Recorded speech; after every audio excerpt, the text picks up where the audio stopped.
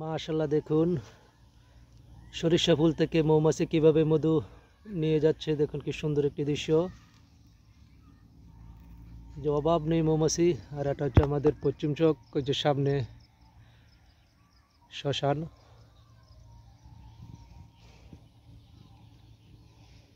মৌমাছিরা দেখুন কি সুন্দর করে ফুল থেকে মধু নিয়ে যাচ্ছে। আর যখন বাসা যাবে, লা ইলাহা ইল্লাল্লাহু মধুর সুরে সুরে তারা বাসায় পৌঁছানোর পর সেই সুরের রহমতের কারণে কিন্তু মৌমাছির মধুগুলো এত সুস্বাদু হয়ে থাকে।